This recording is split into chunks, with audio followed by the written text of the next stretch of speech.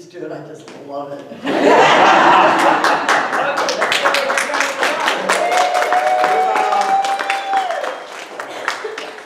I'm Reverend Cathy, Ellicott, Carver, and what am I? The president of the board is not here, but the vice president and many other. I'm the associate minister, we think, right? Right. Or the minister of marriages, we really haven't decided. Spiritual leader. Today, I'll try that, start over, revive that, please. The title of today's talk is A Life Sentence. I was lying in bed one night when suddenly the words sentenced to death hit me. I've done hundreds of radio and TV commercials, and as such, I've always been interested in words and to get the exact right word to advertise something, or to learn something, or to teach something. So when we all first begin to learn that every word we speak actually pushes energy in the universe, and that energy actually forms in another dimension exactly what we said, and returns it to us in the third dimension. When we begin to realize the power of our words, and we're usually in the habit of speaking negatively. For example, we say, how many times, I know I said something today, I said, I hate that orange bulb on the microphone. It looks like a clown's nose. You know, then I thought, oops, I just said I hate something. And then I changed it and said, isn't that a beautiful microphone? And it changed color immediately. Well, how many times, though, have we said to ourselves, I don't have enough.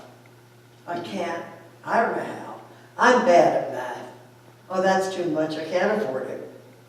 I'm lonely. If only I were younger. If only I were married, richer, lived somewhere where it was warm. And on and on and on. And we go on. We have to break the talk that's negative. And that's whether we speak to ourselves or whether we say it and complain to our neighbors, to anybody who'll stay around long enough to listen to us. People don't realize that the unspoken word is just as powerful as the spoken word.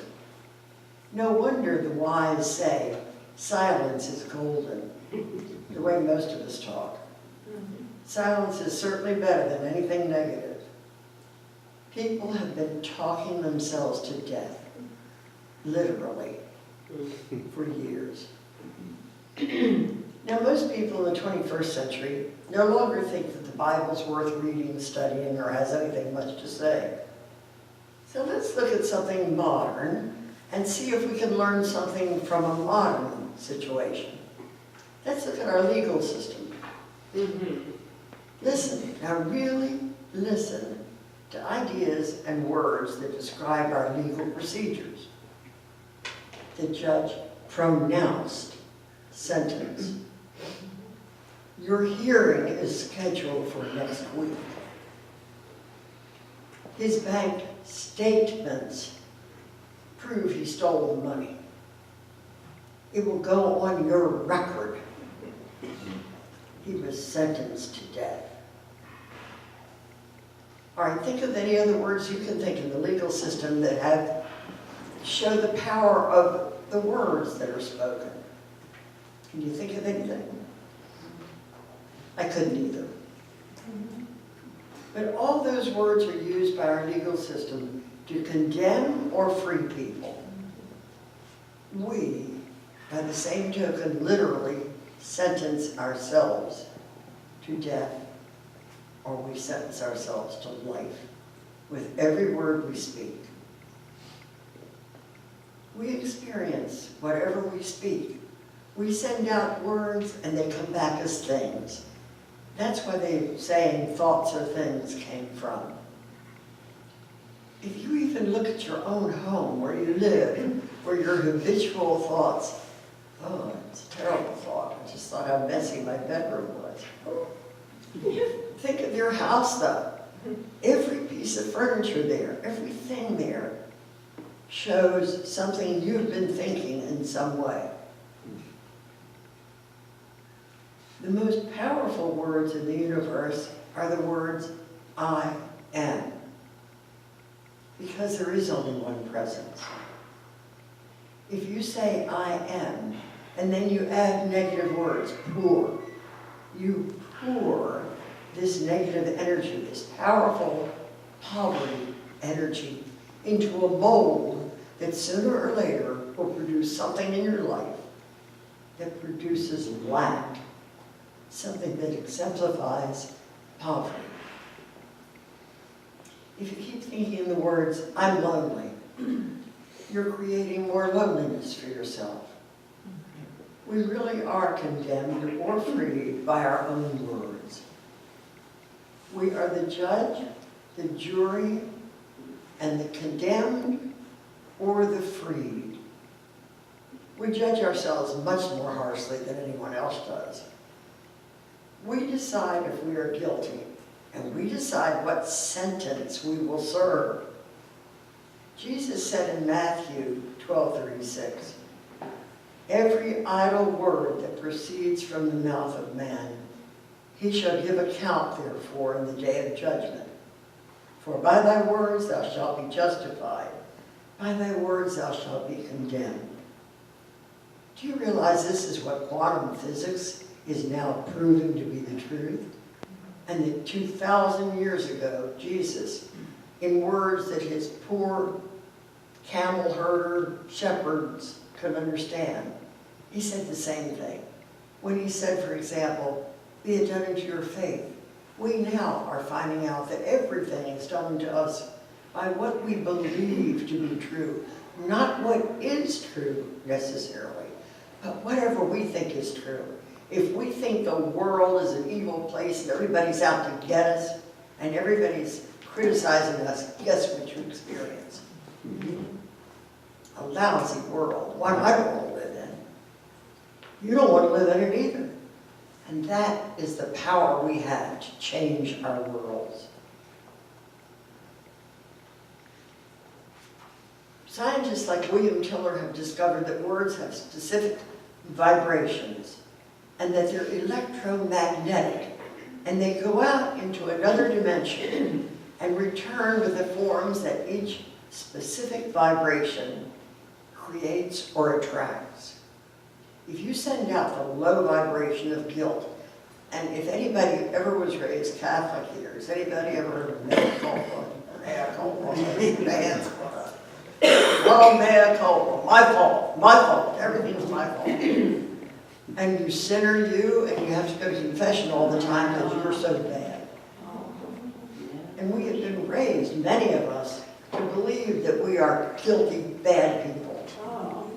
So is it any surprise that we have brought upon ourselves things that make us feel guilty? I know none of you in this room. Anybody who has never felt guilty, raise your hand. That's good. Oh, no. Giuseppe, you're too young to feel guilt or too stupid. I'm not too By the way, you look wonderful.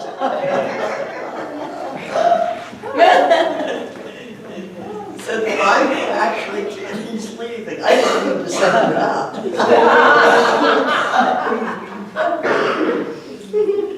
So the Bible actually taught quantum physics 2,000 years ago. What kind of a life do you want? What is your life sentence? Every time you speak, you're pronouncing a sentence on yourself, remember. When you criticize yourself, for example, I've never said this, I'm sure none of you have, oh, I feel so fat, or I look so fat. Guess what you're attracting? More fat. When you moan and groan about your latest operation or problem, you're sentencing yourself to more misery. And if you're complaining to other people, you're making them miserable too. You're literally lowering the vibrations of everybody at the table. I was sitting at a table one day, And there were some complaints going on. I'm thinking, I really didn't want to hear about her liver, but, I'm trying to eat a piece of meat too. And so the next thing you know, one of the girls, who's kind of a little weird, frankly, I hope she's not watching this on YouTube, she said, "Stop the organ recital." Oh. Liver, heart, lungs, all the things that everybody was talking about. So the next time you're at lunch and someone starts complaining about their latest operation or how ill they are, rather than lower every vibration, just yell at you. You won't be too popular, but people will understand.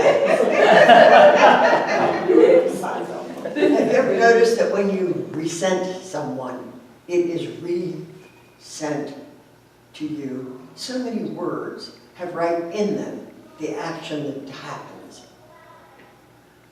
How often do you say, "I'm so happy, I am so rich, I am so beautiful, I am so gorgeous"? Don't do it too much because people, but do it in front of your mirror. That really helps, at home alone, hopefully.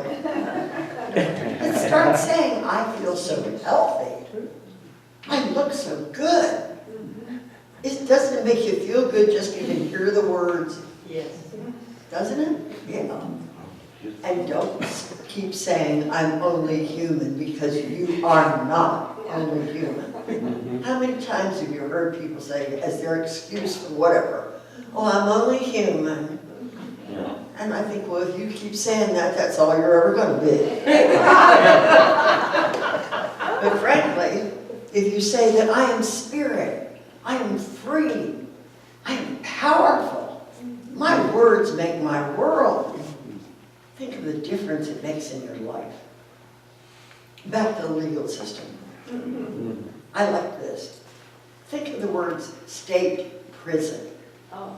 I don't think too long about that. But to me, this refers to the result of a certain state, like state prison, state of consciousness. The pre-sun state. Pre-sun, before you realize that you are actually a child of God with the power to create with your words, just like your Father. He said, "Let there be light," and there was light. You have the same power, don't recognize the things you've created. And some of them you don't want to claim either, I'm sure. Look at the word war. Someone orders a nation to fight because a few men declare war. They declare the thing and it happens. A general commands planes to go bomb Iraq and it's done. He ordered, he commanded, he pronounced, he declared, he sentenced. Some of these words don't refer to physical forms, but they create them. We always have a hearing before we're sentenced, by the way. What do you hear yourself saying when you talk?